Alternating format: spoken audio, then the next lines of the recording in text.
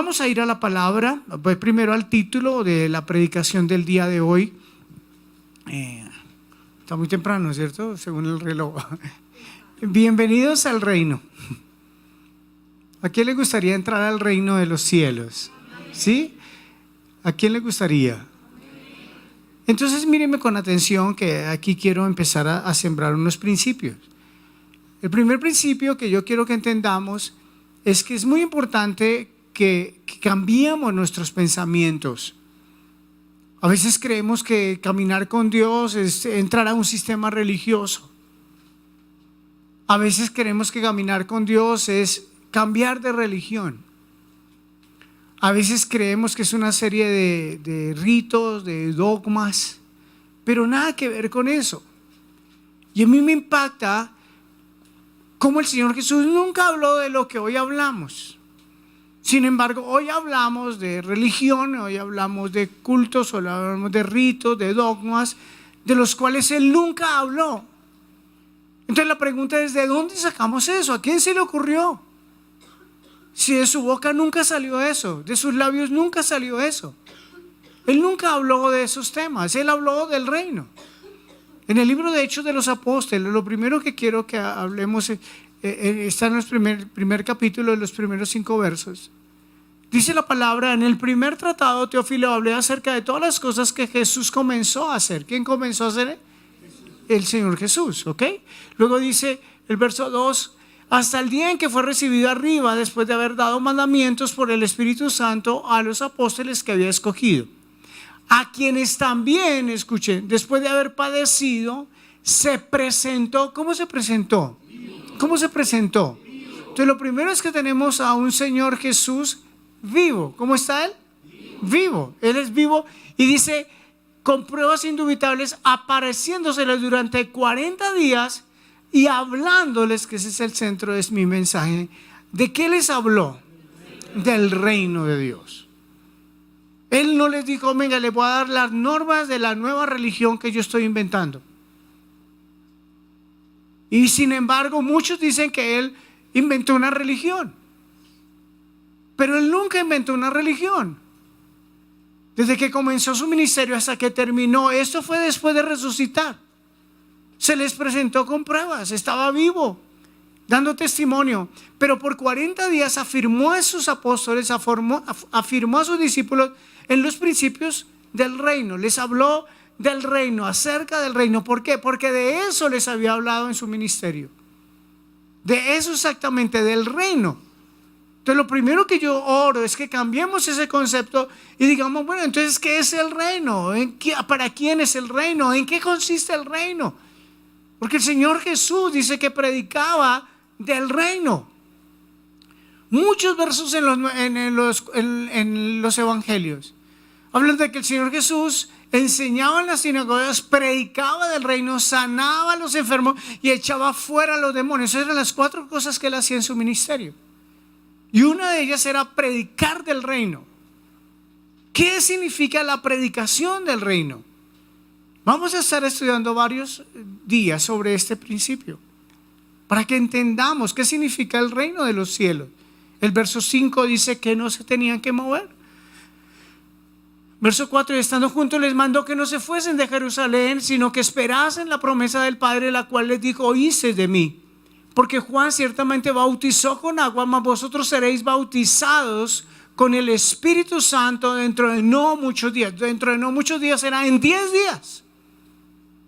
Cuando Él les dio esta palabra, Él estuvo 40 días y luego esperaron 10 días y vino el derramamiento del Espíritu de Dios sobre los 120 que estaban unánimes juntos. O sea que lo que Él estaba diciendo era: yo les voy a predicar del reino, pero para que ustedes lo puedan hacer como yo lo hice, ustedes necesitan estar ungidos como yo he estado ungido. Porque Mesías significa el ungido. El Señor Jesús era el ungido. Cristo significa ungido. Eso significa Cristo. El Señor Jesús, el Mesías. El Señor Jesús, el Cristo, el ungido. Por eso Pedro dijo en la casa de Cornelio: nosotros vimos cómo Dios ungió con Espíritu Santo y poder a Jesús de Nazaret. O sea, la primera enseñanza de este consejo, de esta instrucción casi que de este mandato, de esta ordenanza del Señor Jesús, es que tenemos que buscar de Dios hasta ser ungidos por el Espíritu de Dios, ser bautizados por el Espíritu de Dios. Una cosa es el bautismo en agua y otra cosa es el bautismo en el Espíritu. De eso siempre enseñamos en la academia, pero esa es la vida en Dios. La vida en Dios es que se nos tiene que evidenciar que Dios mora en nosotros por el testimonio, por las decisiones, por la unción, por las señales, por los milagros, por las respuestas de nuestras oraciones que hacemos con clamor delante de su trono. Amén. O sea que lo primero que quiero que quede claro en esta introducción es que vamos a predicar ¿de qué? Del reino. Dígale que está a su lado. Nuestra predicación tiene que ser del reino de los cielos. ¿De qué es la predicación? Del reino de los cielos. Ese es el primer principio, la predicación del reino. Él predicó del reino. Entonces sería bueno, si él predicó del reino, averiguar sobre el reino, ¿cierto? Vamos a ir a Mateo capítulo 3, verso 1 al 3 y el verso 8.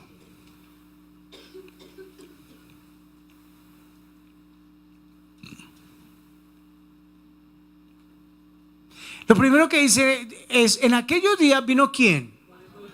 ¿Qué hacía Juan el Bautista? Predicaba. ¿Qué hacía Juan el Bautista?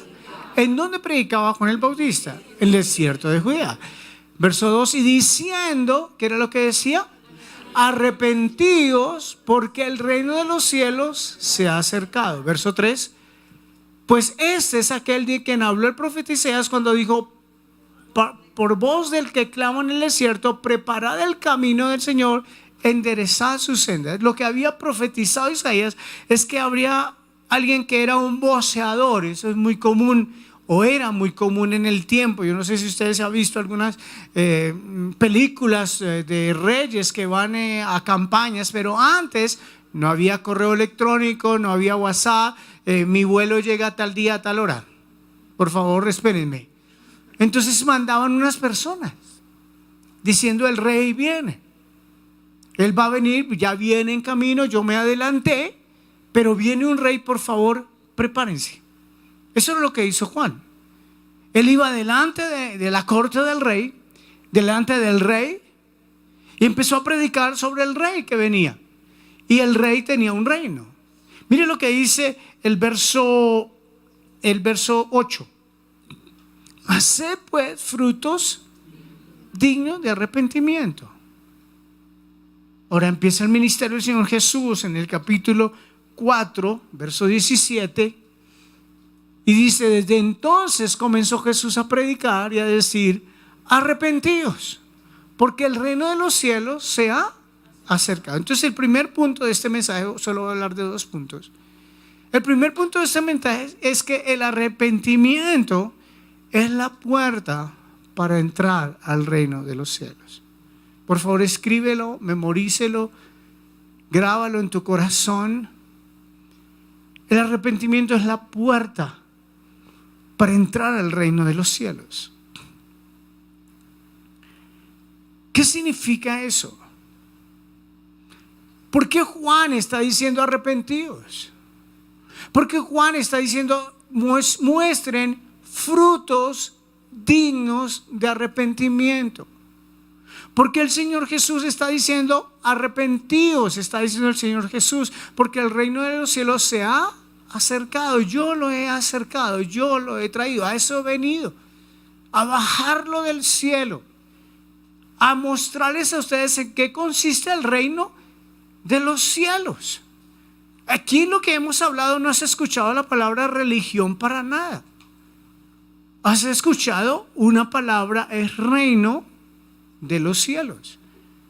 ¿Qué significa el arrepentimiento? El arrepentimiento viene en 2 sentidos. Uno, que tú sientes un dolor por haberte equivocado, por haber fallado a Dios. 2, tienes que cambiar tu manera de pensar. 3, tienes que mostrar frutos cambiando.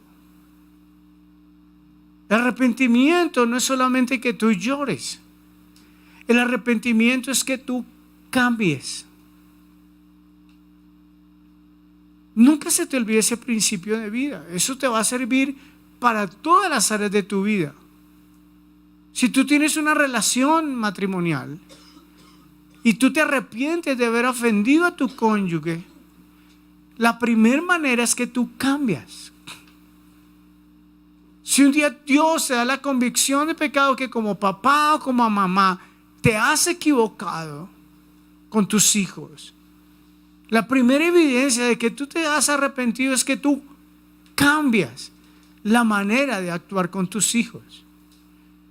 Si Dios te ha dado una convicción de que has deshonrado a tu papá y a tu mamá, la mejor manera es que tú cambies. En Colombia y en muchas naciones del mundo, mañana se celebra el Día de la Madre. Según nuestra Policía Nacional, escuchen, es el día más violento del año. No puede ser, como decía mi mamá cuando nosotros nos peleábamos, no puede ser que me dañen el rato. No puede ser que me amarguen el día. O sea, no puede ser que se reúnan en las casas para amargarle la vida a la mamá. ¿Cómo que Colombia el día de mañana es el día más violento del año porque se llena de riñas? Entonces tú encuentras a un mundo queriendo hacer un almuerzo, regalándole una estufa, una plancha, unas cobijas, pero esos son los regalos de la madre, ¿no? Una aspiradora, mejor dicho, siga camellando, mamá. ¿Eh?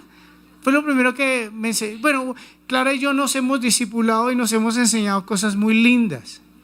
La primera es que la primer mayo, nosotros nos casamos en febrero, y en mayo pues llegó el Día de la Madre, y entonces yo llamé a mi mamá y la felicité, y pasó todo el día, y mi esposita me dijo toda linda, pues recién casaditos, llevamos un mesecito, no, mi amor, no me felicitaste hoy, dices que tú no eres mi mamá. Luego mis hijos crecieron, yo crecí. Le quisimos darle a ella un regalo de una plancha y me dijo, no, eso es para la casa. A mí con esas bobadas de regalos para la casa no me traman. A mí deben cosas, a mis zapatos, a mi ropa, a mis bolsos. Entonces ahí nos hemos discipulado mutuamente. Piense, si realmente honrar a alguien es con palabras o cambiando tu actitud. Así es la actitud con Dios. O sea, tú no puedes solamente llorar y quejarte y lamentarte y dar gritos, sino cambiar. Lo que tu familia está necesitando es que tú cambies. Así de sencillo. Si tú en tu trabajo venías robando cosas de tu oficina, ¿qué es lo primero que los dueños mirarán si tú cambiaste? Que no volviste a robar. Es más, Pablo dice, el que robaba, no robe más, sino trabaje con sus manos para que ayude a otros. ¿Tú te puedes imaginar ese cambio? ¿Ese cambio? Unos pastores amigos hace 8 días, a las 6 de la mañana, estaban entrando a intercesión y llegaron unos jóvenes y se los atracaron dentro del carro y les robaron todo. Y este pastor me decía, ¿sabe que no me dio mal genio? No me dio susto, me dio un dolor. Esos muchachos no tenían 18 años, me decía, con pistolas. ¿Cómo pueden madrugar a robar? ¿Usted se imagina la transformación de un joven que todas las mañanas sale a atracar al Transmilenio? ¿Y cómo sabemos si ese joven se transformó? Pues se vuelve un joven trabajador y luego anda con dinero ayudando a los que tienen necesidad. Eso sí es un cambio. Ese es el reino de Dios. El reino de Dios se evidencia con cambios. El arrepentimiento genuino es con cambios. Tú eras brusco para hablar, tú eras un guache para hablar, tú cambias. Tú eres un amargado. Me impactó el testimonio de un hombre en la congregación donde estuve hace 8 días predicando, que estaba en una congregación y era un hombre amargado, y lo compartí el miércoles. Pero él sintió que esa no era la vida con Dios y se fue a otra congregación y le decía al pastor, gracias, en esta congregación fui libre de la amargura. No sé por qué duré tantos años amargado, mal geniado. escuchen, desagradecido. Tú no puedes poner cara de tragedia todos los días de tu vida. No tienes razón. No tienes motivos. Eso es ser uno desagradecido. Eso no es conocer la gracia de Dios. Eso no es conocer la bondad de Dios. Uno se puede volver ingrato con Dios. Usted no se puede volver ingrato con lo que Dios te da, con lo que eres. Amén que tengas sueños. Amén que quieras superar la vida en que vives. Pero examina tu corazón. Porque para que tú entres al reino, tú tienes que cambiar. La evidencia es que hay un arrepentimiento. Hay un cambio de mentalidad. Hay muchas personas que nunca cambian sus actitudes. Nunca cambian sus patrones de comportamiento. Porque ellos piensan que son bobadas. Yo sigo así, a mí me conocieron así. ¿Y por qué ahora no me van a aceptar como soy? Nunca has cambiado tu manera de pensar. Si tú no cambias tu manera de pensar, no te vas a arrepentir. No vas a tener cambios diferentes. Así pasa con la manera en que caminas, con la manera en que trabajas, con la manera de estudiar, con la manera de comer.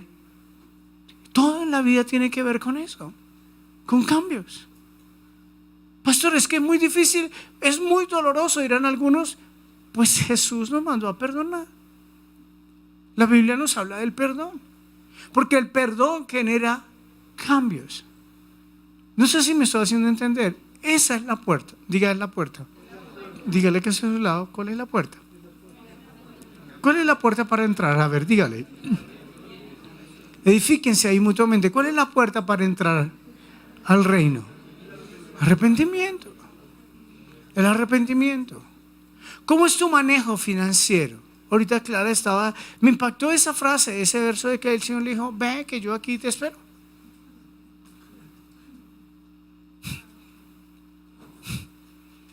¿Tú quieres manejar tus finanzas diferentes? Ok, ve, yo te estoy esperando. Trae lo que tienes que traer al reino. Porque está escrito en tu Biblia. Porque tú no lo haces, porque tú piensas, porque no te parece, porque crees que no es así. Porque te levantas 30,000 historias o 30,000 excusas para no hacerlo. O sea, no te has arrepentido. El día que tú sientas lo que mi suegra entendió, que ella era la puerta que el enemigo había usado para traer maldición, muerte, pobreza, ruina a su casa a través de la brujería. ¿Cómo cambió ella? Trayendo una ofrenda para recompensar el mal que había hecho, orando todos los días por sus hijos, clamando misericordia por sus hijos, predicando el evangelio a otros. Entonces todos nos dimos cuenta que ella había cambiado y tuvo un milagro físico. Se levantó de una silla de ruedas, anduvo, fue sana, pero eso fue la evidencia de un arrepentimiento. ¿Estamos acá? Por eso el Señor Jesús dijo, cuando alguien vuelve atrás, le entran 7 demonios peores. Porque no hubo un cambio. Lo que hizo fue retroceder. Entonces tú tienes que decir, Señor, llevo tantos años y en vez de mejorar, yo sigo igual. Yo vengo, yo escucho y leo y oro, pero mi vida no está generando cambios. Estoy aquí con esa palabra, cambios. Ese es el verdadero arrepentimiento. Ahora, el segundo punto de la predicación es, ¿para quién es el reino?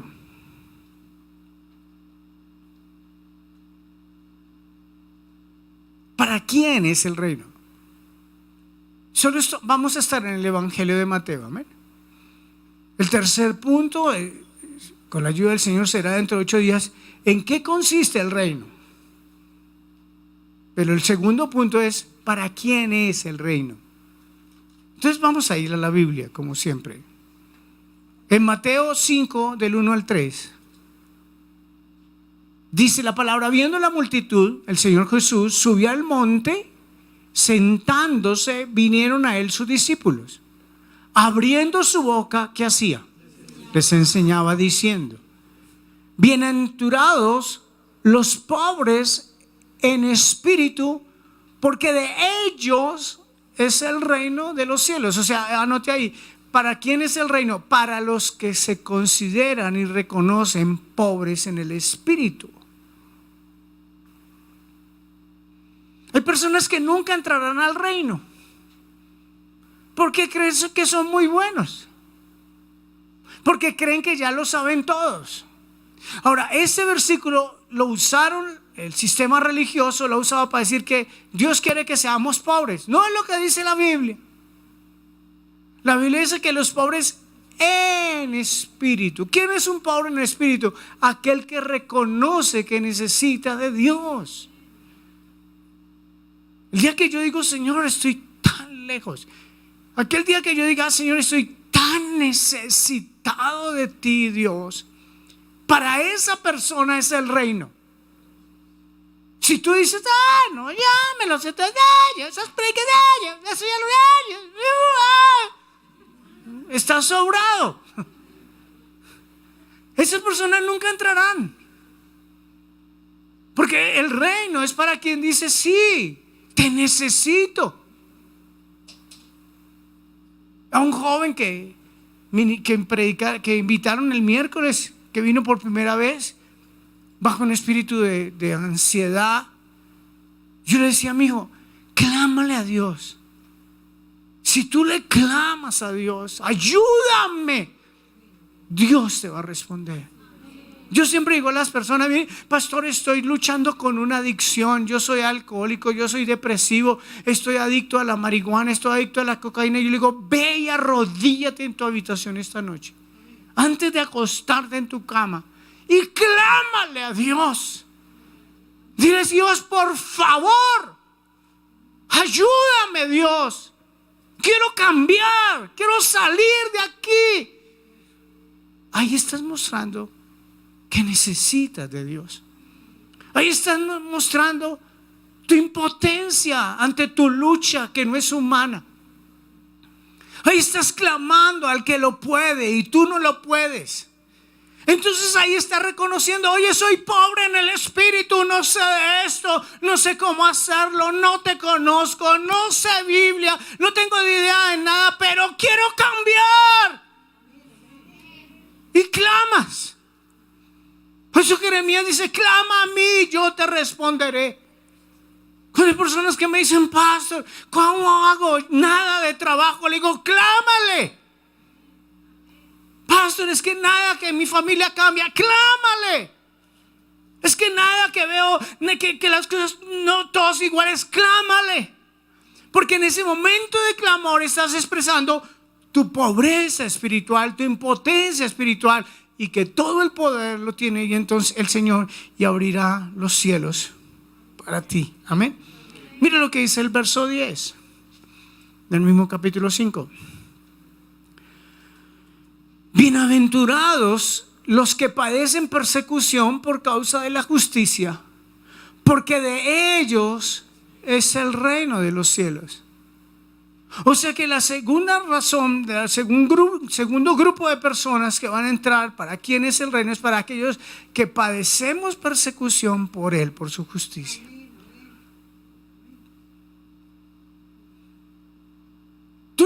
Si tú padeces persecución, tu familia te está persiguiendo, tus amigos ya no te quieren hablar, todos te llaman loco. Tú quieres que las cosas cambien.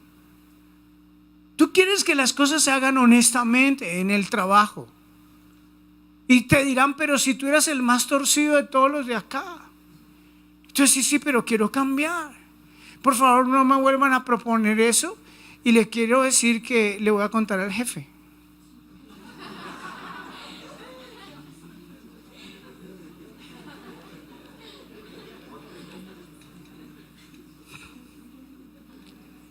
Eso es el reino. Ese es el reino.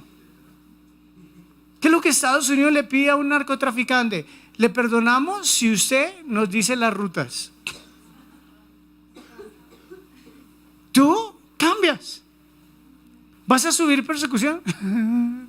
Te tienes que ir a otro país y cambiar de identidad, porque te van a buscar a ti por soplón. ¿Sabe que así es la vida con Dios? Cuando tú entras al reino, tú dices, ya no puedo. Se lo sustento bíblicamente. José era el número 11 de sus hermanos. Él era el 11. Tenía 10 hermanos mayores que él, caspas todos. Dice la Biblia en el libro de Génesis, capítulo 37, que Jacob amaba a José, le tenía una ropita especial para él. Ha hecho una túnica de colores. Y él iba donde sus hermanos y contaba las cosas que sus hermanos hacían. Por eso cuando lo vieron venir, dice, uy, viene el soñador. Por no querer decir el sapo. Y lo intentaron matar. Todo porque él actuaba rectamente para con el Padre y él no quería congraciarse con sus hermanos, ni confabularse con sus hermanos, ni participar de las cosas feas que hacían sus hermanos. Ahora yo te pregunto, ¿tienes tú ese carácter? Para dejar de participar en las cosas que otros hacen, porque ahí vas a ser perseguido. Pero el precio es que vas a entrar al reino. ¿Estás viendo el canje? Porque queremos entrar siendo iguales que los demás, alcahueteando lo malo que otros hacen. Porque el Salmo 1 dice que es bienaventurado el varón aquel que nunca se sentó en silla de escarnecedores. No se, ni siquiera se sentó, no dice que habló, ni se sentó, no participó. Yo les hago una pregunta: ¿cree usted que Abraham fue bendecido por Dios? ¿Abraham fue prosperado por Dios? Pregúnteme, ¿qué hizo Abraham para ser prosperado? Cuando fue prosperado y ganó batallas y destruyó a los reyes de Sodoma, vino un rey y le dijo, oh, venga, repartamos el botín. Él dijo, yo no quiero de usted ni un cordón de sus zapatos, para que usted no me diga después que usted me prosperó. ¿Sería perseguido por eso? Claro. Pero fue prosperado por Dios. Entró al reino. Al principio de ser perseguido por la justicia, de hacer lo justo. ¿Qué es ser perseguido por la justicia? Ser personas justas, ser personas ecuánimes, ser personas legales, hacer lo correcto, no hacer lo que otros hacen, ser diferente. Eso es lo que cuesta. A veces la gente no entiende qué es ser una persona justa. Es eso, que haya equidad. Cuando usted escucha una cifra que el 90 o 95% de las tierras en Colombia las tiene el 1% de la población, eso es injusticia. No puede ser que una persona que es dueña de 5 bancos, 4 periódicos y un poco de emisoras tenga 40,000 hectáreas de tierra gratis, porque él era un hombre muy necesitado en esta nación y se las hizo adjudicar. Eso es injusticia. El reino de los cielos es justicia. De eso vamos a predicar luego. Paz, gozo en el Espíritu. Amén. Siguiente, ¿le está hablando Dios? El siguiente verso es del 17 al 20. Creo que ni la vamos a terminar hoy, pero estamos aprendiendo, ¿cierto? No penséis, del 17 al 25, 17 al 20, no penséis que he venido para abrogar la ley. La ley es la palabra Torah. ¿Estamos acá? La ley, o sea, la Torah y los profetas, creo que llamaban ellos el Tanakh, ¿ok? No he venido para abrogar, sino para cumplir. Porque de cierto os digo que hasta que pasen el cielo y la tierra, ni una jota ni una tilde pasará de esta Torah, de esta ley, o de esta instrucción, hasta que todo se haya cumplido. Verso 19, de manera que cualquiera, escuchen ese principio, cualquiera que quebrante uno de estos mandamientos muy pequeños y así enseña a los hombres, muy pequeño será llamado en el reino de los cielos, mas cualquiera que los haga y los enseñe, este será llamado grande en el reino de los cielos. Porque os digo que si vuestra justicia no fuese mayor que la de los escribas y fariseos, no entraréis en el reino de los cielos. O sea que el siguiente grupo es las personas que cumplen y enseñan los mandamientos de Dios. ¿Quién entra al reino? Los que conocemos esta palabra, los que empezamos a actuar conforme a esta palabra y los que enseñamos esta palabra. ¿Cómo tú la enseñas? Pastor, es que yo no tengo ninguna academia a quién enseñarle. No, tú la enseñas a tus hermanos en la casa, a tus amigos en la universidad, ahí en la cafetería. Tú les enseñas a tus hijos pequeños. Tú les compartes con tus padres. Tú les compartes con tus compañeros. Eso se enseña, tú la cumples. O sea, a veces creemos que solamente, pero es por fe, tú decláralo en fe, pero no es lo que dice la Biblia. La Biblia dice que si invalidamos estos mandamientos, seremos pequeños. Pero si los enseñamos, seremos grandes. ¿En dónde? En el reino de los cielos. Que si nuestra justicia no es mayor que la de los fariseos y escribas, no entraremos. A veces los criticamos a los fariseos y escribas, pero Jesús está diciendo, tienen que ser más que ellos. ¿Estamos entendiendo? Eran los duros en la palabra, pero tenían un problema, no la cumplían. Tenían un problema, vivían de apariencias. Tenían un problema, les gustaba estar en las primeras filas. Tenían un problema, eran sepulcros blanqueados, eran hipócritas.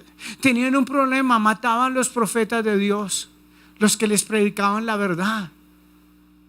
Tú tienes que decir, Dios, estoy invalidando tu palabra. Yo te invito a que medites en este texto. Tal vez el miércoles también les hablaba. Yo poco sé de escatología. Yo tengo un principio, que Dios me encuentra haciendo lo que me mandó a hacer. ¿Y cómo hago lo que Dios me mandó a hacer? Leyendo la palabra y poniéndola por obra. Porque si no, nos volvemos oidores. Hay muchos textos bíblicos, mírame a los ojos que te lo quiero decir, que tú conoces y no vives. Yo sé que hay textos bíblicos que tú sabes de memoria, que has memorizado, que se te han enseñado, que tú sabes que son palabra de Dios y tú no los vives. Yo te quiero preguntar por qué. Y yo te quiero responder porque entraste en una estructura religiosa farisea, mas no entrarás al reino. Cuando el Señor Jesús, devuélvete por favor, dice que ni una jota, ni una jota, ni una tilde pasará de esta Torá hasta que todo se haya cumplido. ¿Qué significa eso para usted, esa frase? Eso. Todo lo que Dios dice en su palabra, dicho de su boca. Mi esposa un día dio una enseñanza sobre que Dios nunca habla de promesas. La Biblia habla de los dichos de la boca de Dios, que es más grande que una promesa. Porque Dios no nos promete, Dios dice. Es más grande esa revelación. Si Dios dice, Dios lo hará. Por eso Jesús dijo esto, todo esto pasará, pero todo tiene que haberse cumplido. Cuando tú empiezas a estudiar sobre las señales de los últimos tiempos. Mire, nosotros nos convertimos hace 28 años y medio. Y hubo gente que se convirtió hace 100 años. Y otros hace 200 años. Y estaban diciendo que Jesús ya viene en el próximo mes. Pero usted que no vendrá hasta que todo se haya cumplido. Y será como Él dice para que se cumpla como Él dijo. ¿Estamos acá? Entonces la pregunta es si tú realmente consideras tan importante esta palabra. Porque esta palabra nos habla de relaciones humanas. Esta palabra nos habla de resolución de conflictos. Esta palabra nos habla de perdón. Esta palabra nos habla hasta de protocolos de urbanidad. Esta palabra nos habla hasta de alimentos que no debemos consumir porque pueden dañar nuestro cuerpo. Esta palabra nos habla de un día de reposo. Esta palabra nos habla de unas citas, de unas fiestas divinas. Esta palabra el Señor la dejó escrita para que no supongamos. Tesalónica era una congregación que esperaba al Señor Jesús, por eso ellos ya no trabajaban. ¿Y sabe cuál era el argumento de que no trabajan? Pero si Jesús ya viene, ¿para qué trabajo? Es en serio, esa era su doctrina. Y eso entró en muchas congregaciones en el siglo pasado. Por eso Pablo tiene que escribir una carta a Tesalónica. Y les dice, no, el que no trabaje, que no coma. 1, 2. Jesús no vendrá hasta que se haya cumplido la apostasía y que el inicuo, o sea, el antimesías, el anticristo venga y se manifieste. Antes de eso, dice Pablo a Tesalónica, no vendrá el Señor. El Señor Jesús en Mateo 24 hizo una lista de las señales que se tendrían que cumplir antes de que Él apareciera nuevamente en escena. O sea que la palabra es la que a mí me da una convicción y una claridad. Por eso el Señor se está diciendo, tú le estás invalidando, te vas a ver muy pequeño en el reino de los cielos. ¿Por qué nos llaman aleluyas? Porque cuando nos llaman aleluyas, a veces nos lo hacen de una forma despectiva. Y muchas veces no nos llaman solo aleluya, nos llaman aleluyoides. Eso es un menosprecio. Y sabe que a veces muchas personas se han ganado ese menosprecio es porque no son coherentes en su actuar con la palabra. Entonces se van viendo cada día más pequeños. Piensa en tu casa. ¿Será que tú ante los ojos de los miembros de tu casa cada día estás más pequeño porque dices saber la Biblia, porque dices conocer, pero no actúas conforme a ella? Tus hijos te ven pequeño, tu cónyuge te ve pequeño, tus padres te ven pequeño. Dices, este no es sino gloria a Dios y aleluya. Pero quien entra al reino es quien cumple los mandamientos. ¿Para quién más es el reino? Vaya al capítulo 6, verso 10. Esta es la oración que enseña el Señor Jesús del Padre Nuestro. Y hay una oración del Padre Nuestro que dice, que venga tu reino. O sea, ¿para quién más es el reino? Para los que anhelamos que venga. Yo te pregunto, yo les dije, por favor, antes del 19 de junio, dediquémonos a leer los 4 evangelios. Yo no sé si lo está haciendo. Y empecemos a mirar qué es el reino. Porque Jesús por 40 días después de haber resucitado, habló del reino. Y por algo, es que todo en la Biblia está por alguna razón, por algún motivo. O sea, la pregunta es, ¿tú realmente quieres que el reino de Dios venga a tu vida? ¿Y se establezca en tu vida? Porque Dios conoce nuestros corazones. A mí nunca se me olvida, Deuteronomio 29 dice que todas las cosas secretas pertenecen a Dios. Pero hay unas cosas que Él revela a algunas personas para que las cumplamos para siempre, para que se las enseñemos a nuestros hijos. ¿Sabe que hay muchas personas que nunca les llega la revelación porque Dios dice, ¿para qué tú quieres saber eso? ¿Tú conoces las personas corchadoras? De pronto, si tú eres profesor de la academia, los habrás conocido. Profe, yo tengo una pregunta. Lo que dice aquí, ¿con qué cuerpo? O sea que uno puede en la misma talla o en otra talla. ¿Qué tal si dejas con esa talla que tienes de ser creído?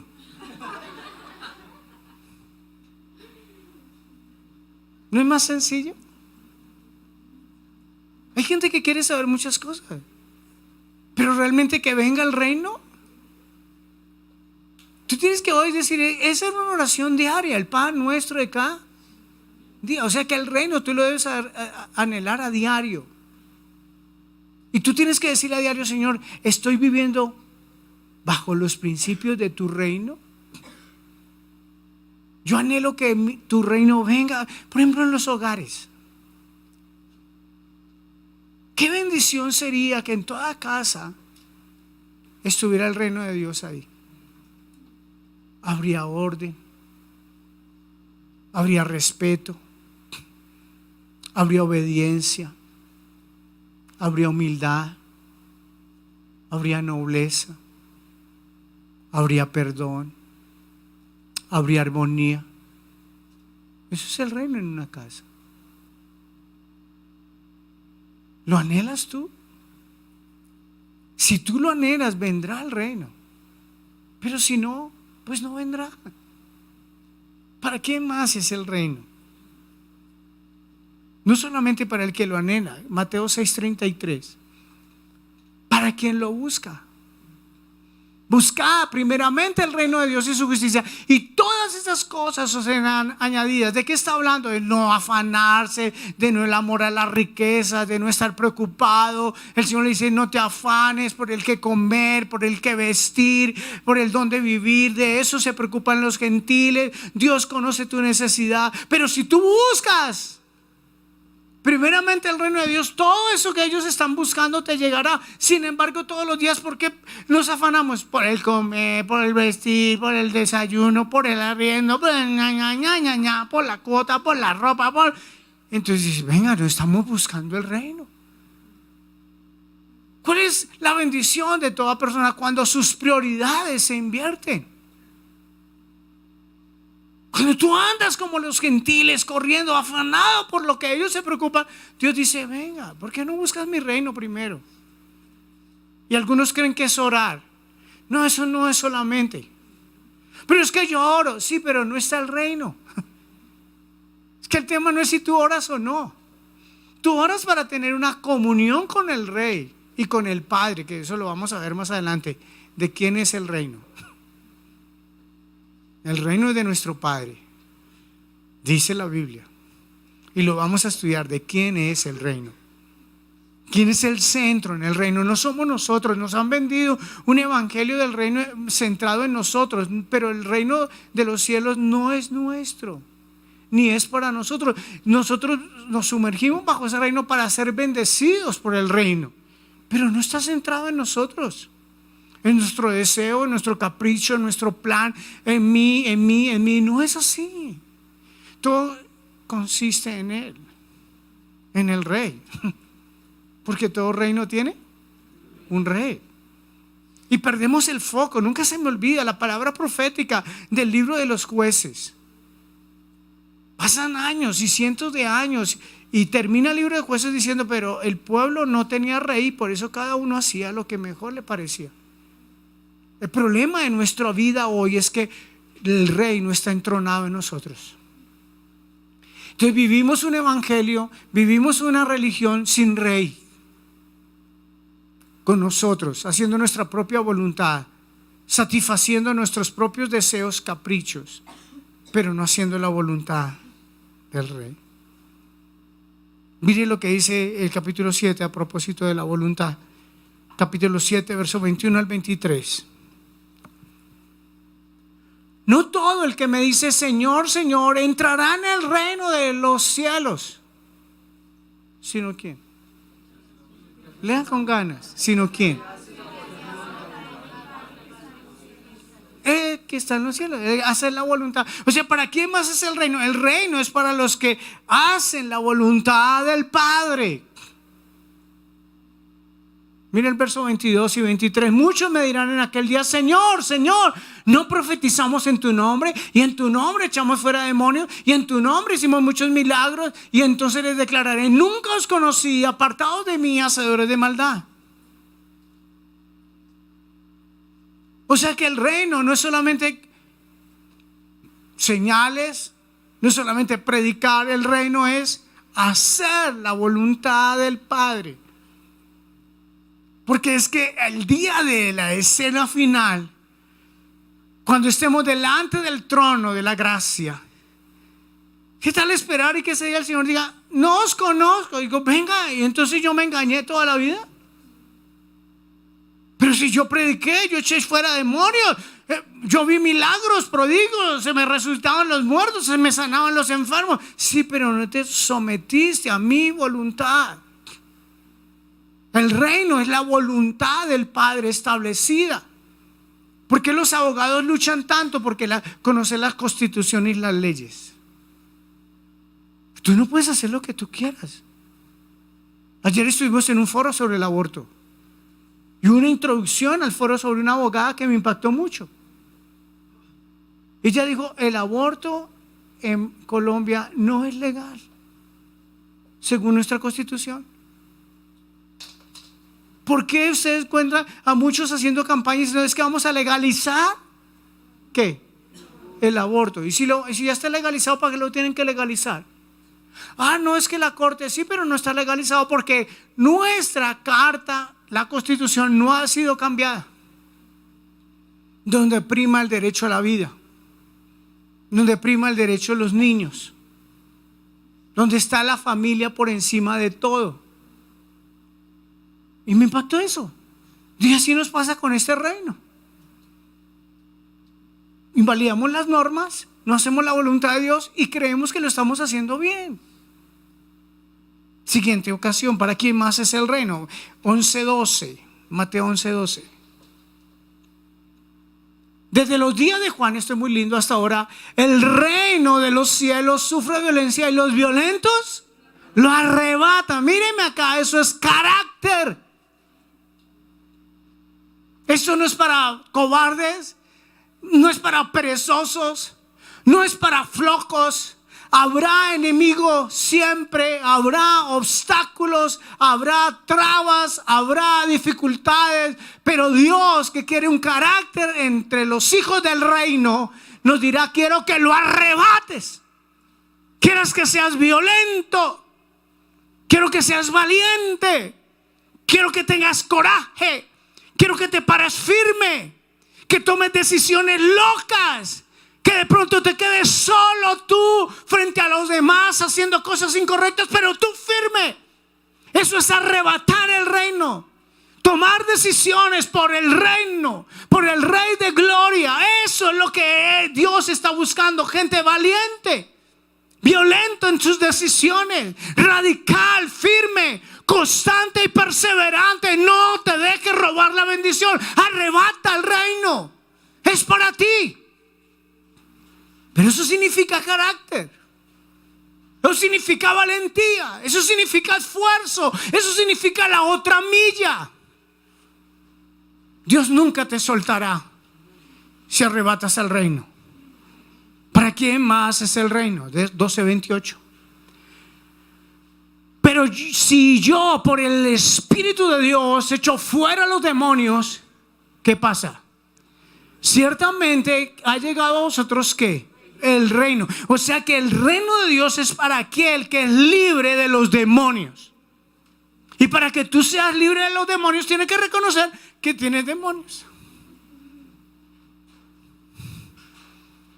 Muchos no quieren la liberación. Muchos ministerios no creen en la liberación. ¿Cómo?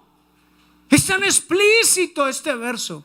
Es el Señor Jesús hablando. Si yo por el Espíritu de Dios, otro capítulo dice: si yo por el dedo de Dios echo fuera los demonios, es porque el reino de Dios ha llegado a esa vida. Si por el Espíritu de Dios yo echo fuera los demonios, es porque el reino de Dios ha llegado. O sea que el reino de Dios consiste en la liberación, en echar fuera los demonios, en orar, en ayunar para que salgan libres las ataduras, para que tú ministres a tus discípulos y eches fuera a los demonios, para que ores en guerra, en intercesión profética. Eso es el reino verdaderamente.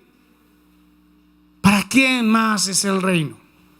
Capítulo 13, verso 10 al 13.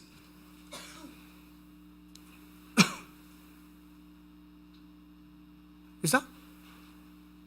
Entonces, acercándose los discípulos le dijeron: ¿por qué les hablas por parábolas?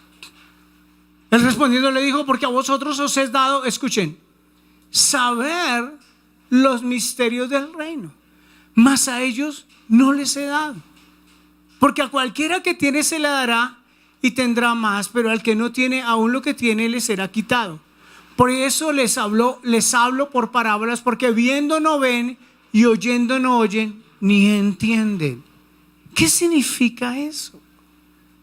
Que el reino es para unas personas a quien Dios se lo revela.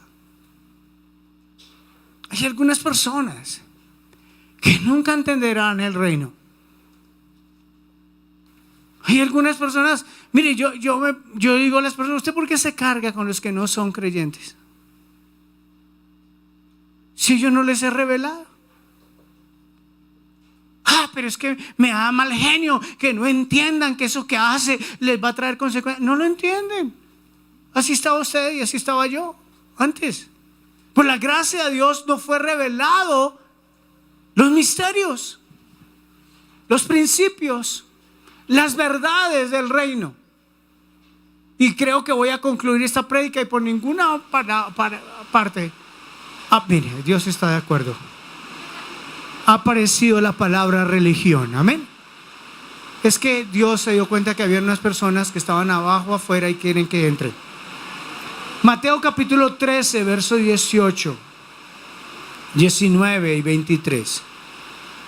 Con este verso termino. Oí pues vosotros la parábola del sembrador. ¿Cuál fue la parábola? Del sembrador. No la voy a leer toda, solo voy a ir luego cuando la lea, la explique. Cuando alguno oye la palabra ¿de qué? ¿De dónde es la palabra? ¿De dónde es la palabra? ¿Quién está diciendo? Y no la entiende, viene el malo y arrebata lo que fue sembrado en su corazón. Este fue el que sembrado junto al camino. Luego al final, verso 23. Mas el que fue sembrado en buena tierra es el que oye, ¿qué? La palabra. ¿Cuál palabra? La del reino. El Señor Jesús está diciendo, el que no oye, no entiende la palabra del reino. ¿Cuál es la buena tierra? El que oye y entiende la palabra del reino, da fruto y produce a 160 y a 30 por uno. O sea que por último, ¿para quién es el reino? Para aquel que oye y entiende la palabra de Dios. Amén. Pero que Dios haya hablado a tu corazón.